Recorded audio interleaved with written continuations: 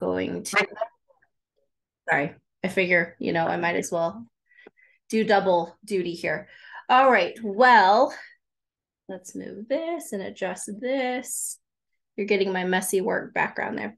All right, so I had a quick question. I haven't been on, Instagram and all the things. Perfect. Thanks, P. Thank you so much for that. I haven't been on the social medias for a while. I post to my story, little snippets to my story, and I get questions based on those. And I've had a few lately, so I just had a minute here, and I thought I would go on live like I used to do. I used to do it every Friday. I simply cannot make that happen, y'all. So I apologize. Hi there. Thank you for being here. So the post actually, I wish I could look it up, but the post was about listening. And the question was, I need to know more about that. So I'm going to expand on it just a little bit. Maybe it's helpful, maybe it's not. I'm not sure. Take from it what you might like to apply to your life. Any part of it will be useful. So the post was about 93, actually. I misspoke. Hi there. Thank you for being here. So I misspoke. The quote that I posted, I actually deleted it. It's from Twitter, a post that I put on Twitter. And the original one said 98% of communication is nonverbal.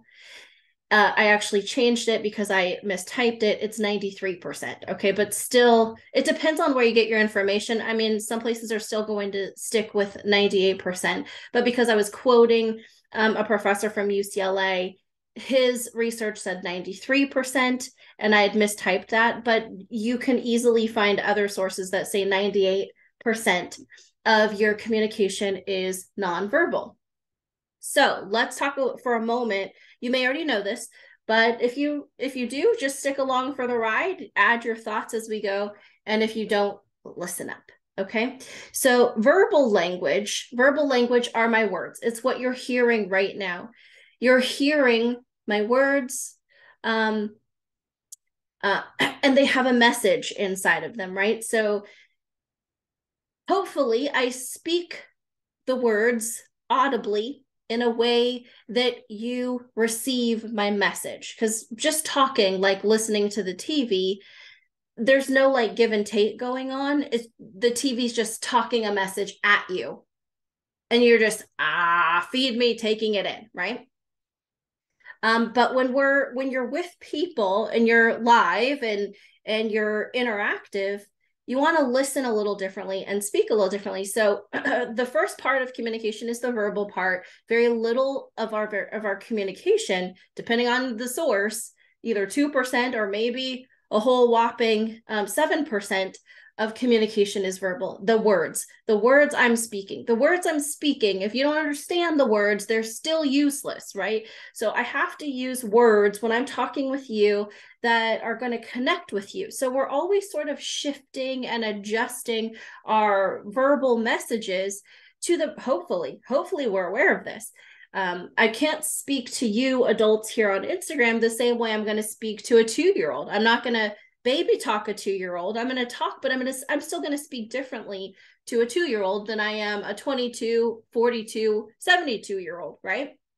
So there's a verbal message, and there's a verbal message that I need to tailor to the person I'm speaking to make sure we understand each other, because the whole point of speaking is to speak a message, whether it's about myself, about right now, communication. Okay, so there's that. And then all the rest of communication is nonverbals. And the person had said, I'm going to need more about this. So the nonverbals, especially in grief recovery, in the capacity of grief recovery. But honestly, this listening is something that I would love for you to learn and pay attention to, start becoming more and more aware of. Hey, Aldo, thanks for being here. This nonverbal communication is something I would love for you to be more aware of. Of course, when you're with someone who is grieving or having an emotional reaction to something, I mean, of course, that's definitely the time to have your 98, hi, Aldo, to have your 98% of listening engaged, or 93, whatever you're reading. So active listening is a big deal. Big, big, big deal. I would say, though, use this when you're communicating with your kids, your students, other people's kids. Use this with other adults in your life, your friends, especially people who are precious to you. Hi there. Thanks for, oh gosh, sorry, I pushed the button. Thanks for being here. Use active listening, the nonverbal style of communication, as frequently as you can. For one, it's practice. And the more you practice something, the more you become practiced at it, right? And that's just going to benefit you and anyone in your presence. I don't care if you are in a lecture, if you are with coworkers, in a meeting that is just, come on, get it over with. Okay. So I don't care where you are, nonverbal messages are so huge. Nonverbal communication. So the nonverbal stuff, I'm speaking to you words that have a message. But the nonverbal parts that you are picking up on, and some people do have challenges with the nonverbal parts. They can't read the room. They don't understand tones. Sometimes it's a matter of they can't, and sometimes it's a matter of they just need to learn it and then practice it because nobody's ever mentioned it before. Okay. So when this person asked this, I thought, sure, I'll just talk a little bit about the nonverbal parts of communication. So the nonverbal parts, they include tone. So if I say, let's just say hello, and I say, hi, how are you? Does that sound as though I'm happy to see you? Does it sound maybe more like I'm frustrated, annoyed, bothered? And you don't know if it's about your presence or something else I have going on. Just that, hi, how are you? That kind of tone tells you, did I do something wrong? It already is like putting you on edge, right? So there's tone. There's that's would be it's part verbal, part nonverbal, but the tone, the volume. Hi, how are you? Tone was rough. Volume is a little loud for the situation, right? So that's really gonna hurt and sort of break connection with people. Tone, volume. How about facial expression? Every muscle in your face is speaking a message while your words are coming out. Well, I'm going to just go sideways for a minute. Have you ever heard someone, you walk up and you sense something's going on, something maybe heavy, scary, something that's not just joy and sunlight. And you say, hey, what's going on? And they say, oh, I'm fine, I'm good. So their words are saying, I'm fine and good, but their spirit is like, I'm fine, I'm good. It's no big deal. So their body language is sending a different message than their verbal words. So the nonverbals become a storyteller as well. And they're not matching, they're not mixing, right? So the nonverbals are tone, volume, facial expression, every muscle in your face, how you hold your eyes. All of these things are nonverbal. Okay. And so it's really challenging because it does take some practice. It can be challenging for people. And for some of you, it may come naturally, but it can be challenging to be both aware of what your face is doing.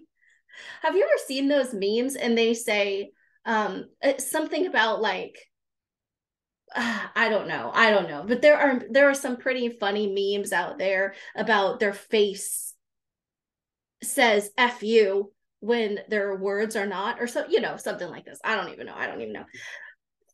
Excuse me. So nonverbals, tone, volume, facial muscles, how you hold your eyes. Look at this means surprise, or this means pain, maybe. Maybe this means yeah, right. What is that about?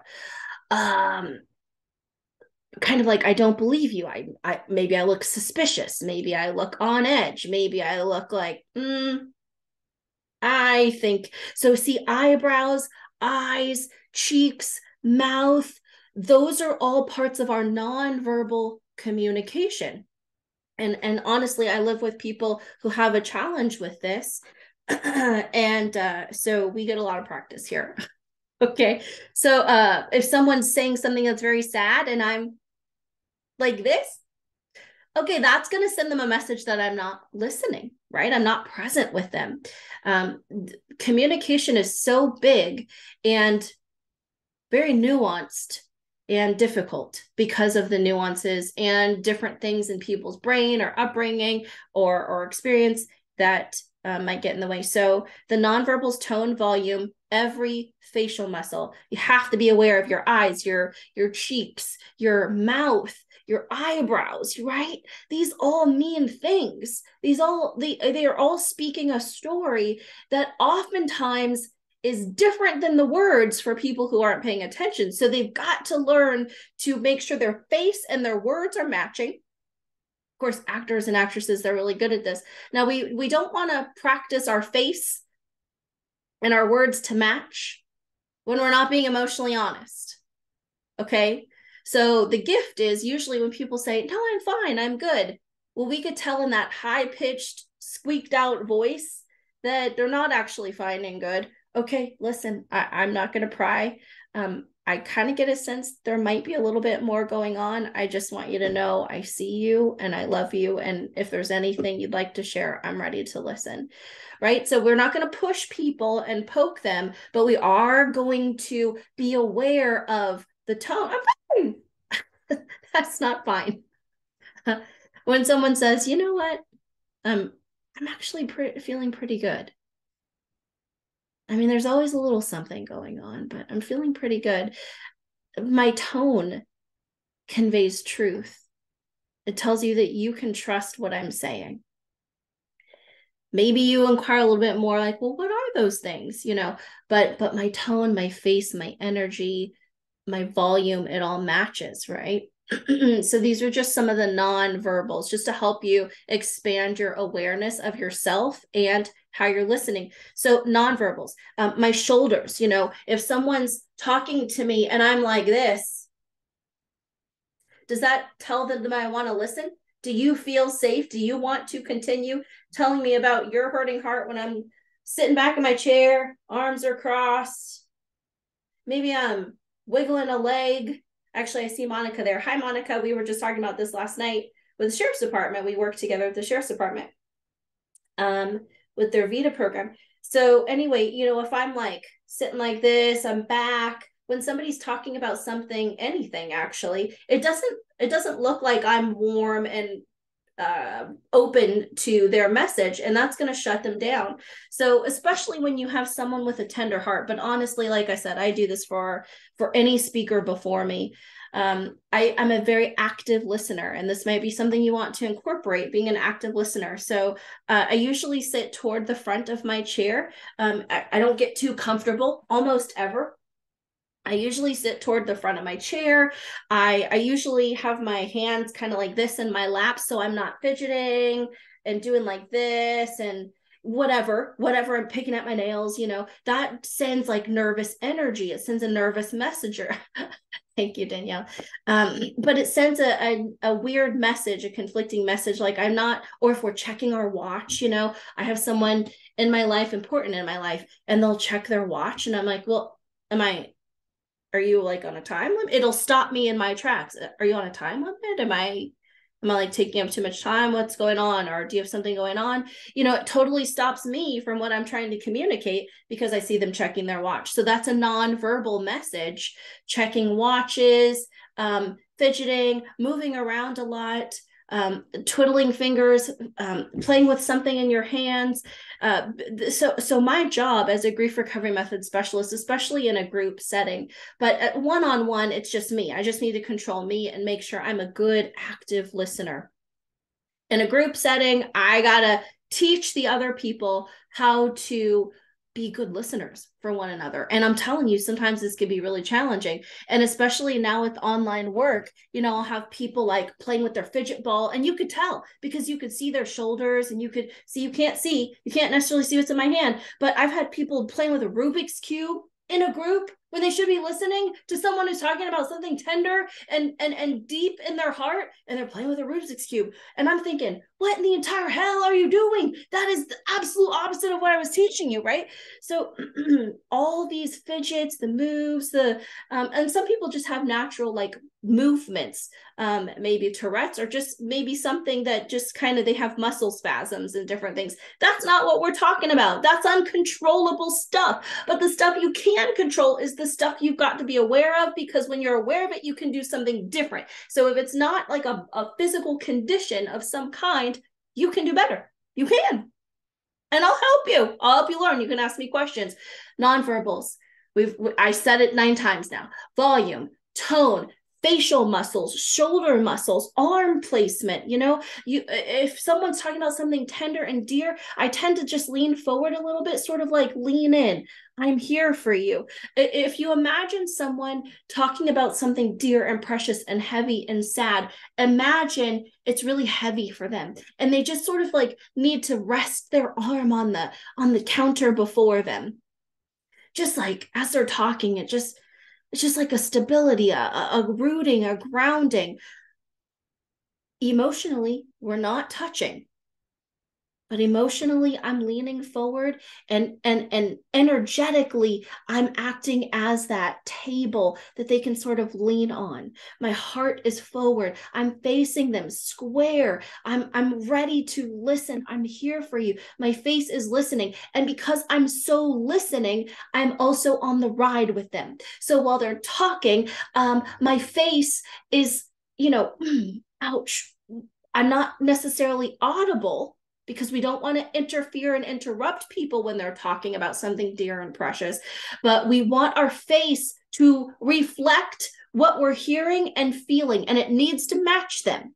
So you better be paying attention, because if you're smiling when they're talking about, their cat going into surgery, and their cat is their absolute most precious, loved thing on planet Earth, you better not be smiling, because it's going to break safety. It's going to break trust. You're losing connection there. Okay. If someone's sharing with you something very tender and precious, especially private, intimate, whatever it is, pay attention. I usually sit at the end of my chair. I've got my hands crossed. I'm sitting still. The occasional movement, because I got a bad back. Let's be honest. I'm going to have to move or wiggle or adjust or something.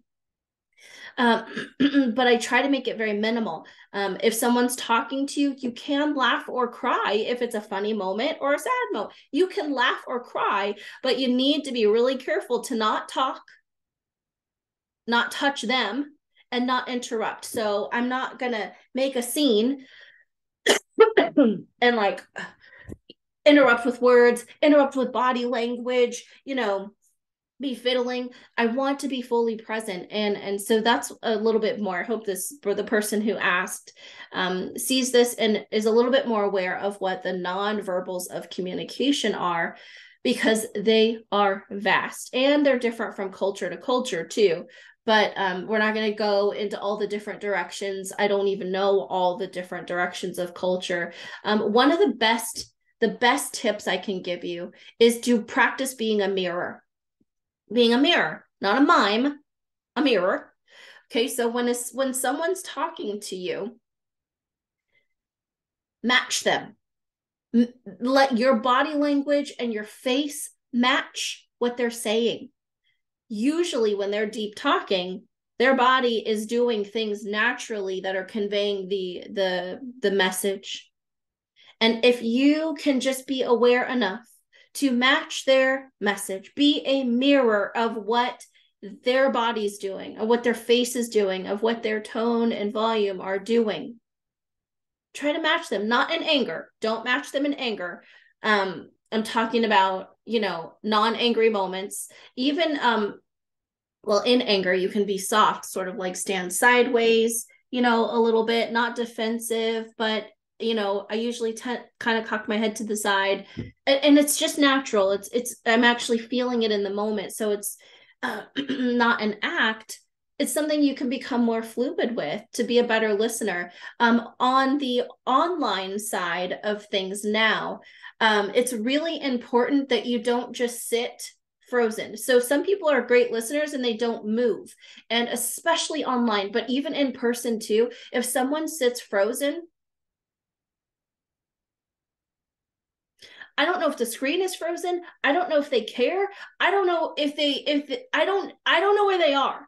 And it breaks safety and it breaks trust. So especially online, it's important. Hi there. Thanks for being here. Sorry, you're catching the tail end, but perhaps you'll be able to watch it back. Especially online, it's really important to be an active and engaged listener and move your face. Be aware that your face is matching what you're hearing and what you're seeing from the person speaking. Nod every once in a while, like I'm hearing you, I'm tracking. That's what a nod means. See, a nod, this is different than, but it's still speaking a message, isn't it? That's a nonverbal communication. That's part of the 93 or 98%, whatever study you decide to read. It's really important when you're online that you move, that you care, that you show that you're a live person, because anybody could talk to a wall. Don't be a wall. Be a warm, big, fuzzy heart that cares. And do that sometimes. Feel what someone is telling you. And this is not for the empaths. I'm so tired of that word empath, to be honest. This is for humans. If you're a human, you're capable. Practice. Be a mirror sometimes. Watch yourself when you're speaking. Be for yourself. Talk to yourself in the mirror and watch your body movements, and that'll help you. Hi there, thank you for being here. That'll help you be a mirror for other people. Match them, not in anger. Hear me loud. Do not match someone in anger. We're trying to help them out of their state. We're trying to help them feel heard, loved, cared for, to feel that you're present. And I don't care if you want to practice with the stranger as you're crossing paths in the bread aisle and the sweet little old person starts just telling you a story because you made eye contact. If you can be present, give them 2 minutes. You know what? At the end, I always say, thank you so much for sharing. Because I'm grateful. Because how many people are just not honest? They're just not honest about how they're feeling, what's going on, what's on their, people can be a little more honest about what's on their mind, what they're thinking, what they believe, but I test you to try to find someone who's honest about how they feel. Be the person. Be the person. And I guarantee you, if you learn to be an active and engaged participant in listening, an active, engaged participant in listening, you're going to build safety with people. You're going to build trust with people. And I don't care who it is. Whether you are who's ever been speaking to a big room and everyone seems like they're falling asleep, they're not engaged, they're sitting back, even if they're sitting back and not fidgeting, they're still sitting back, and it's like, can't tell if my message is landing for anybody here, right? So there's always at least one in a crowd of any size that I teach who's engaged.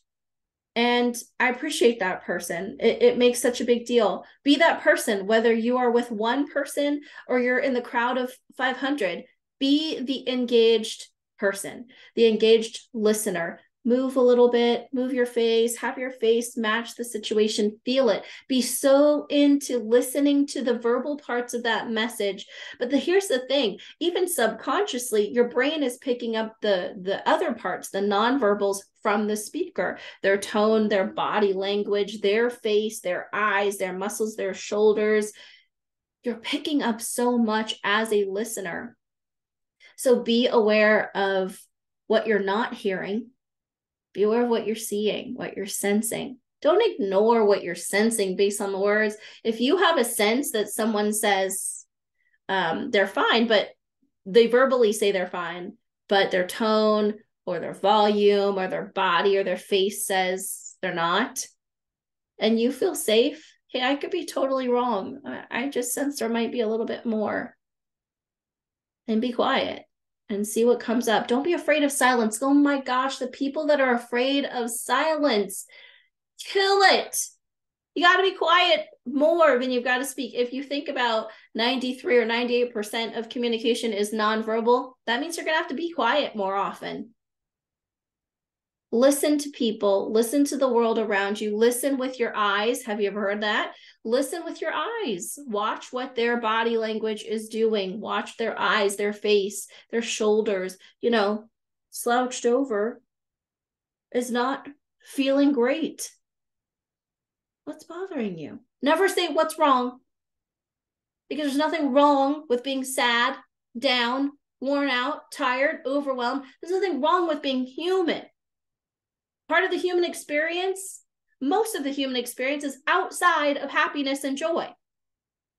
So people are just being human when they're not being joyful. Okay, they're still human. They're not being bad. So don't say what's wrong. There's nothing wrong. That gives the subtle message, see, the unspoken message, the nonverbal message of you're broken. You got a problem. You're not. You're just being human. So I hope that gives you a little bit more background to the nonverbal messages. Be aware of how you speak. What nonverbal messages are you giving with your tone, your face, your body language? I grew up with my mom saying, watch your tone. Whose mom didn't say that, right? It's Mother's Day. What did your mom teach you? You know, and a lot of that was probably really helpful. So as you're speaking, be aware of your tone, your body language, your face, your muscles, your shoulders, how you sit, how you engage. What are your eyes doing? The eye muscles, your eyebrows, your actual pinpointed eyes, you know, these all speak. So be aware of these things. And then as a listener, be an active and engaged listener, because you're also speaking a message to the speaker. You're speaking that you're safe, that you're engaged, that you're ready, that you're listening, that you care, without saying any of those words. Is purely out of body language. Oppositely, you could also be saying, speaking without any words, that you don't care, that you're not engaged, that you don't want to know, that you're distant, you know. So your words are only, again, depending on the research you read, 2 to 7% of your communication. You as a speaker is speaking volumes by all the rest of your body. And you as a listener is also speaking volumes with your body and your eyes and your face and all that stuff. So just be aware of that. I hope that helps you, you know, and that could be a lot of trouble in marriages, relationships of any kind, friendships. So I hope that helps you be a little bit more aware of what you're doing as a speaker and then as a listener, and practice being an active and engaged listener everywhere. Get good at it. Tell me what you observe. Share your thoughts and wonders here. You know, I love to hear from you. Even though I'm slow on social media these days, I still love to hear from you. So, y'all, any thoughts, wonders, and questions, you can say them here. I'll stay here for another 30 seconds. Otherwise, you can, you know, message me like you do. You all know how to get a hold of me.